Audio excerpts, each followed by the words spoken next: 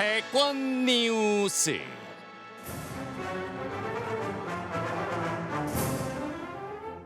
(2022년 3월 9일) 수요일 치러질 20대 대통령 선거를 앞두고 여야 후보들의 각축전이 치열합니다. 요동치는 대선 판도에 어떤 일이 있었는지 알기 쉽게 정리해 드립니다. 대권 뉴스.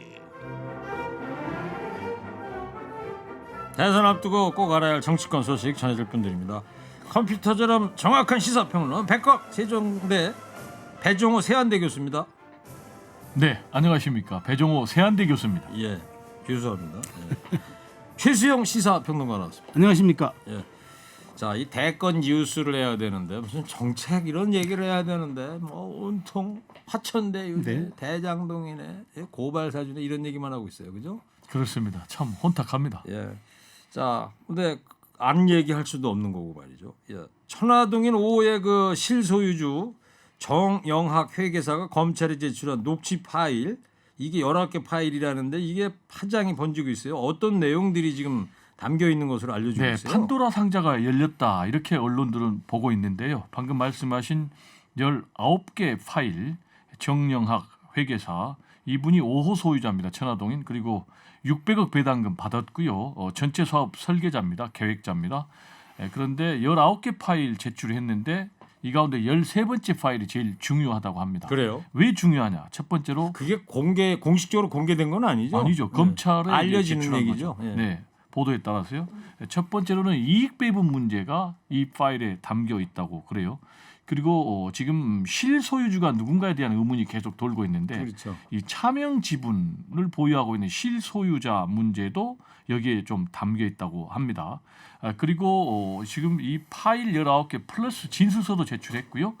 그리고 10억을 로비를 했다라면서 10억을 로비한 대상 그리고 수억 원의 현금 뭉치까지 찍은 사진도 제출했다고 그래요. 네. 그래서 이 10억 원의 이 로비 자금에 대해서는 매우 급물살을 탈 것으로 수사가 보이고요. 그리고 이제 법조계 그리고 정치권 유력 인사를 좀 챙겨야 되는데 이 챙길 사람들 그리고 또 돈의 금액까지도 지금 이 정영학 회계사가 제출한 자료에 있다고 그러니까 앞으로 수사 결과가 상당히 주목이 되는데 가장 궁금한 것은 이제 왜 폭로했을까라는 것 아니겠습니까? 같은 사업 동업자들인데 2019년부터 좀 자기들끼리 내분이 있었다. 네. 이런 얘기가 들리고 있어요. 따라서 이걸 이제 모두 다 이 정영학 회계사가 책임을 지는 걸 좀 부담스러워해서 뭔가 좀 빠져나가기 위해서 폭로를 한 것 아닌가 네. 이렇게 지금 보여지고 있기 때문에 만약에 이런 분석이 사실이라면은 상당 부분 수사 결과에 진척이 있지 않나 이렇게 전망이 됩니다. 그렇군요. 그야말로 최수영 평론가 판도라의 상자예요, 그죠? 그 파일에 지금 포함되어 있을지도 모를 이 정관계 로비 리스트 여야 모두가 촉각을 곤두세우고 있을 텐데 로비 게이트로도 번질 가능성이 있다 이런 얘기들이 나옵니다. 지금 배 교수님 저 설명 잘 해주셨는데 정말 이게 그런 정관계 로비 게이트로 번질 정말 스모킹건이 될 수도 있는 저는 그런 사안이라고 봐요. 왜냐하면 이게 이제 누가 어떤 경로로 무슨 목적으로 그러면 뭉칫돈들을 전달했느냐 그러면 어떤 그 대가를 바라고 했느냐 이것이 입증될 경우는 이게 이제 그야말로 민간 유착으로 드러나잖아요. 예. 이 정황이 드러나면 이제 국면은 다르게 형성되는 거죠. 또 이재명 지사 쪽에서는 이것이 치적이라고 했는데 이게 민관 합동으로 가게 되면 또 다른 이제 사태로 번지게 되는 거고 정관계 게이트는 여기에 아마 여야 관계없이 아마 보험을 다 들었을 것으로 추론이 되는데 그렇다면 우리 사회에 이거는 기득권 카르텔의 전면으로 부정할 수 있는 그런 어마어마한 폭발력을 지닌 사안으로도 발전할 수 있는 그런 지금 형국이라고 저는 생각합니다. 제가 짧게 첨언하면요. 앞으로 이제 수사 포인트는요. 이미 50억 퇴직금 아들이 받은 곽상도 그리고 딸에게 아파트 임의 부장에서 8, 9억 시세 차익 본 박영수 전 특검 그리고 고문료, 자문료 받은 이 법조 인맥들에 대해서는 수사가 불가피하고요. 두 번째로는 473억 원의 현금으로 회사에서 대여를 해갔거든요. 김만배 화천대유 대표. 그렇습니다. 따라서 이 부분 그리고 중요한 포인트가 뭐냐면은 아파트를 24채를 보유하고 있었어요. 그 가운데 한 채가 박영수 전 특검의 딸에게 넘어갔고 네. 나머지 지금 23채의 향방은 안 나왔거든요. 따라서 이 부분에 만약에 구체적으로 흐름이 잡힌다면은 일파만파 파장이 좀 예상이 됩니다. 그러니까 김만배 대표가 이게 법인이잖아요, 화천대유가. 그렇죠. 그렇습니다. 자기 마음대로 이걸 인출하고 다 현찰로 찾아갔다는데 그 행방도 아직 모르는 거고. 지금 이제 뭐 최고 밝혀야 될 게 한두 가지가 아닙니다. 네, 최고 앵커한테는 현금 전혀 안 왔잖아요. 여보세요. 허다하게 혼내준다 그러면은. 네. 자, 유동규 전 성남도시개발공사 기획본부장이 오늘 아침에 제가 TV 보다 깜짝 놀랐어요. 자막이 떴더라고. 체포됐다고. 네네. 네. 응급실에서 체포됐다고 그래서 어이 뭔 일이 생겼나?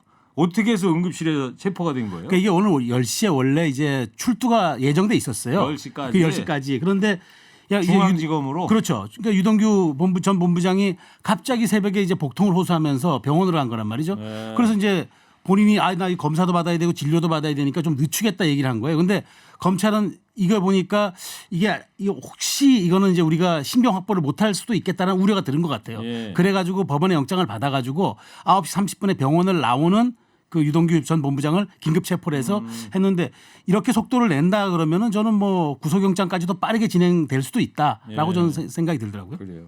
그러면 지금 체포를 해서 어디 조사를 하고 있겠죠. 하고 있겠죠. 그렇죠. 예. 중앙지검 그 수사관들이. 예. 그나저나 그 압수수색 할 때 이 경찰이 들어오기 전에 집어던진 그 휴대폰은 아직 못 찾은 거죠? 그 일부 보도에 따르면 못 찾았는데 예. 뭐 발신 신호가 뭐 잠실 쪽에서 잡혔다 하는 뭐 그런 보도도 있어요. 그래서 그래요? 어쨌든 지금 그거는 검찰이 전혀 확보를 못한 것은 분명한 사실인 것 같습니다. 예.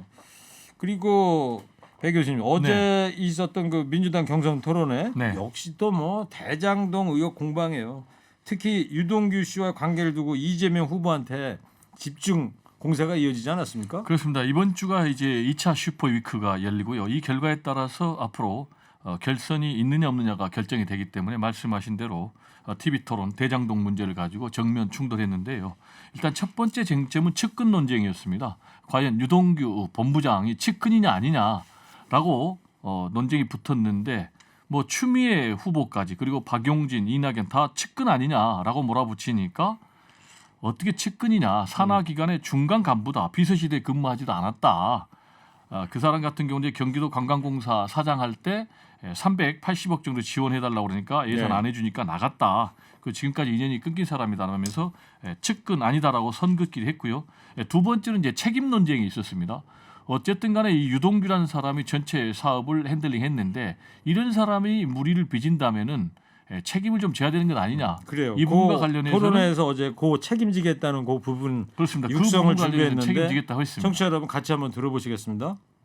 이분이 원래 리모델링 하시던 분인데 저희 이제 선거를 어쨌든 도와주셨고 도시공사의 직원 관리를 원래 도시공사 이전에 시설관리공단 거기에 직원 관리하는 그 업무를 맡았는데 그 원래 좀 측근들이 가는 자리 아니에요?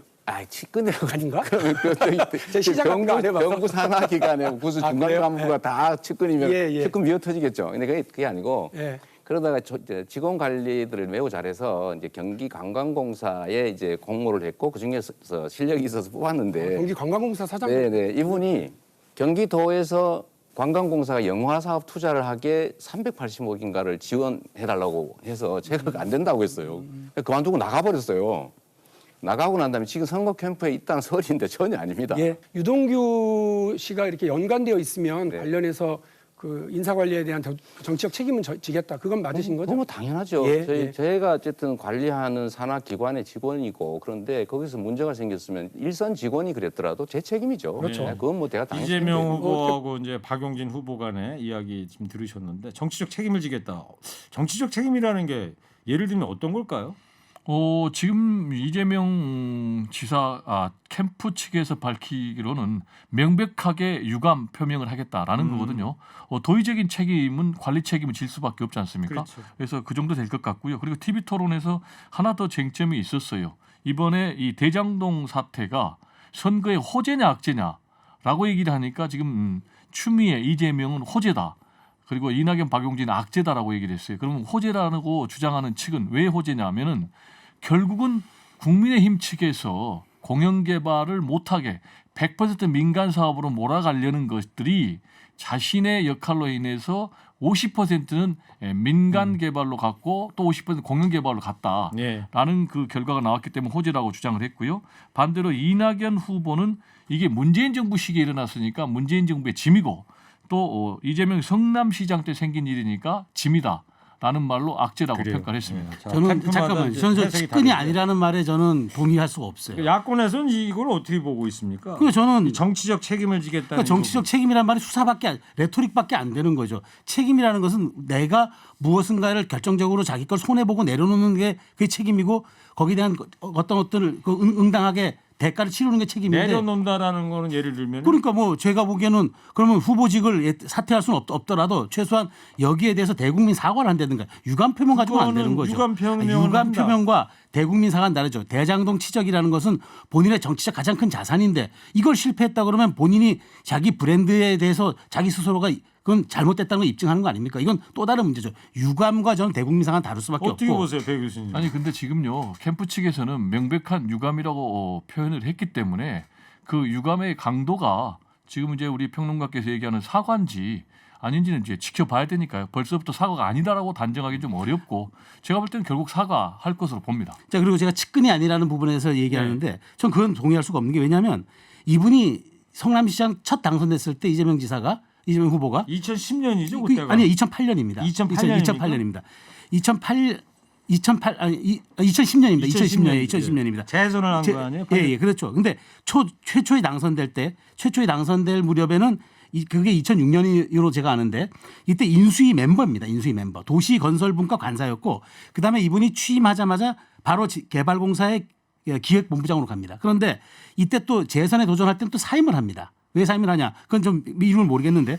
근데 다시 재선에 취임하니까 다시 또 기획본부장에 공모돼서 다시 또 됩니다. 네. 그 다음에 경기도지사 가니까 차관급인 경기관광공사 사장에 공모해서 됩니다. 그러니까 이 흐름을 쭉 놓고 보면은 단순 측근을 넘어서 제가 보기에 정치적 운명 공동체로까지 해석할 수가 있는데 네. 이 부분에 대한 꼬리 자르기는 제가 보기에 사건을 좀 조금 미리 축소하려는 듯한 그런 의도가 있어 보이는 발언으로 저는 해석했습니다. 알겠어요. 자, 측근에 대한 얘기 양쪽 분 얘기 좀 충분히 들은 것 같고요.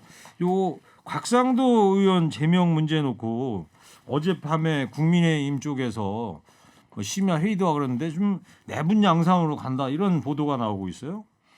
네, 제가 볼 때는 상당히 벌써 사나운 일이 국민의힘에서는 벌어졌어요. 지금 조수진 최고위원하고 이준석 대표가 정면을 붙었지 않습니까? 심야 국감 전에 왜 이렇게 곽상도 의원 제명권으로 긴급 회의를 소집을 하느냐? 아니다.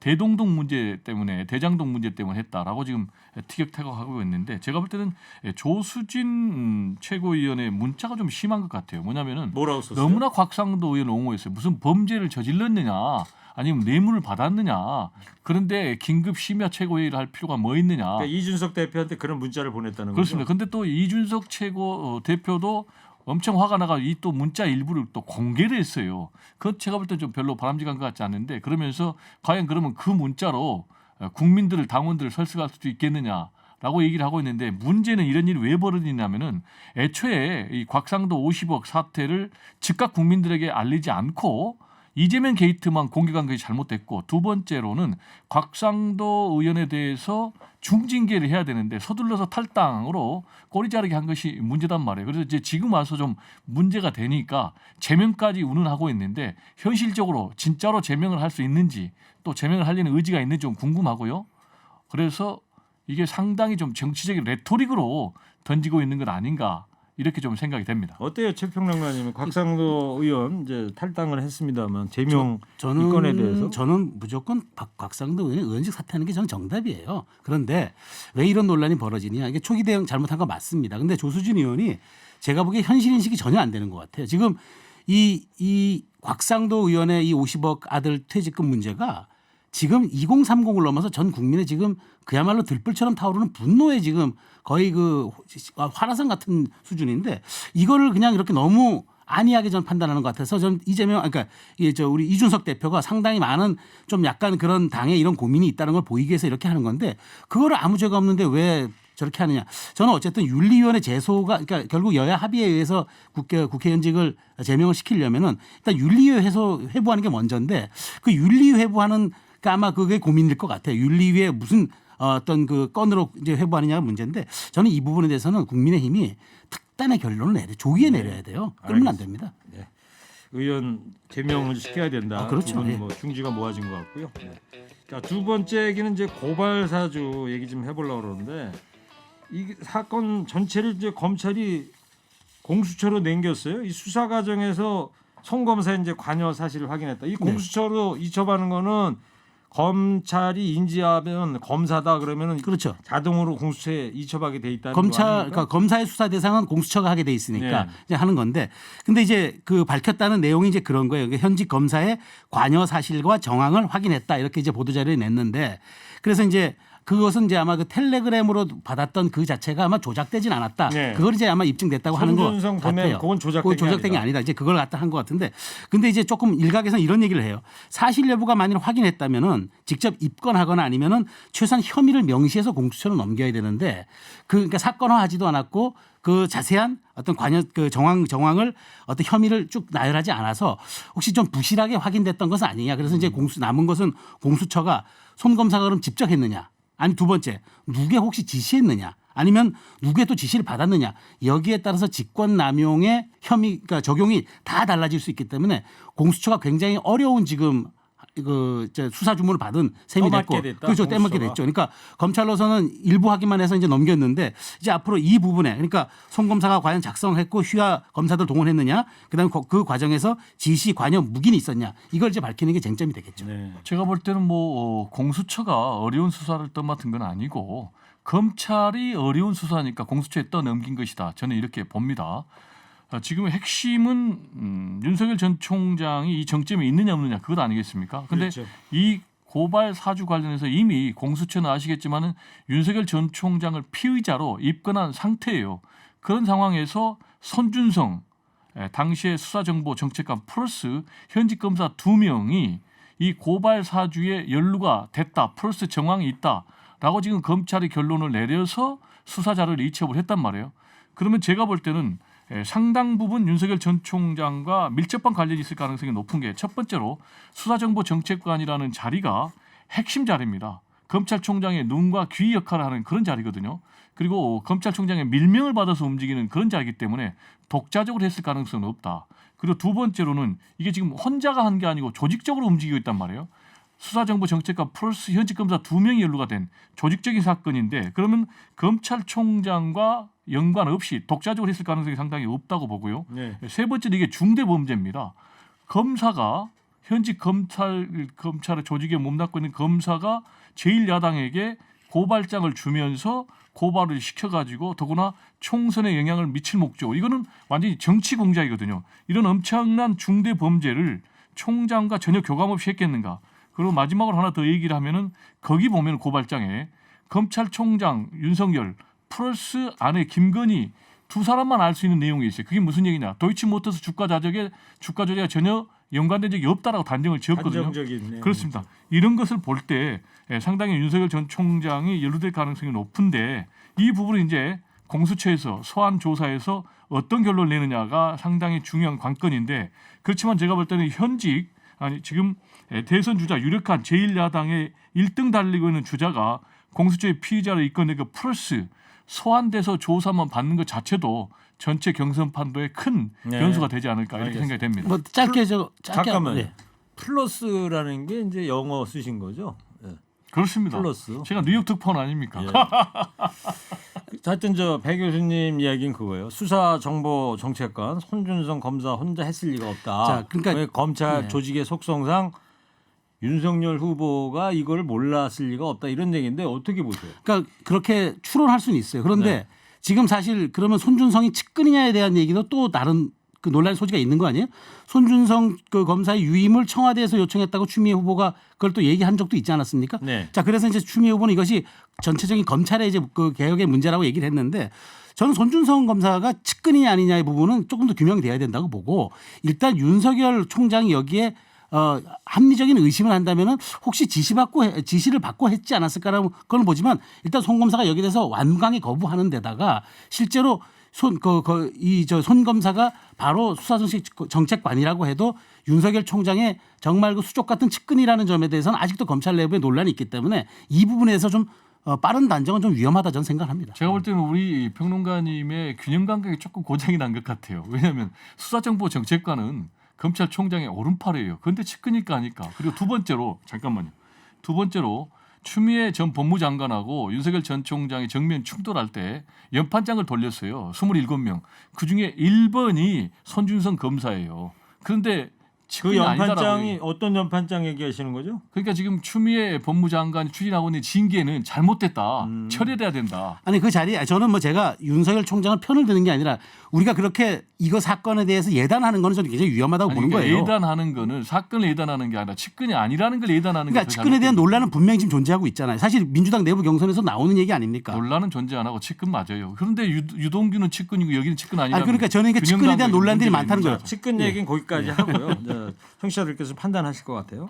그러면 이게 만약에 손준 검사 보냄 이게 이제 검찰에서 확실하다. 이걸 해서 이제 공수처로 이첩을 했는데 그러면 윤석열 후보도 이거 책임을 피하기는 어렵게 되는데 어떻게 보세요? 아까 이재명 후보가 어떤 뭔가 잘못이 있다면 사과하겠다 이런 얘기, 정치적 책임을 지겠다는 윤석열 후보 같은 경우도 어떤 뭐가 있어야 되지 않나요? 어떻게들 보십니까? 아까 제가 말씀드리면 예. 윤 후보 당연히 책임을 져야죠. 그러니까 어쨌든 자기가 지시하지 않았고 묵인하지 않았다 하더라도 손 검사가 직접 작성했다면 이거는 관리 소홀이고 자기가 정말 그 법 집행에 엄정하게 해야 할 수 있는 상징적인 위치에 있는 사람에게 그런 걸 그 관리하지 못했다는 건 정말 자기의 공정 브랜드에도 그건 대단한 그 타격이 되는 것이고 일단 저는 거기에 대해서 아주 큰 사과를 해야 된다. 여기도 의문의 여지가 저는 없다고 보여요. 짧게 얘기하면요. 이 부분과 관련해서는 이미 본인이 대국민 사과할 용의가 있다라고 했는데 이건 일종의 선긋기죠. 아까 말씀드린 대로 사과의 문제가 아니라 법적인 문제입니다. 왜냐?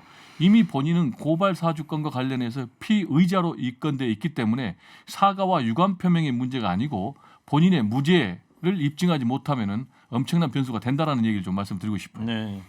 자 그리고 말이죠. 이 새로 공개된 이른바 그 2차 문건은 구체적으로 어떤 내용입니까? 그러니까 이제 2차 문건이 모두 다 1차, 2차가 다 윤석열 전 총장의 장모의 4가지 의혹과 관련된 대응 문건입니다. 근데 이번에 발견된 2차 문건은 성남의 도촌동 부동산 사건에 집중돼 있습니다. A4 용지 3쪽 분량인데요. 1차가 이제 대내용이라면 2차가 대외용으로 되어 있습니다. 16만 평을 개발하는 데 관여돼 가지고요. 문제는 347억의 은행 잔고를 위조해 가지고 50억의 차익을 생겼는데 이런 부분까지 지금 검찰이 조직적으로 개입했다라는 의혹이 있기 때문에 예. 그러면 검찰 조직 예. 사유와 논란이 해 있습니다. 교수님 항상 시간이 부족해. 시간을 좀 늘려야 될 것 같습니다. 자 최수영 평론가님, 자 배정 교수님 수고하셨어요. 네, 감사합니다. 감사합니다.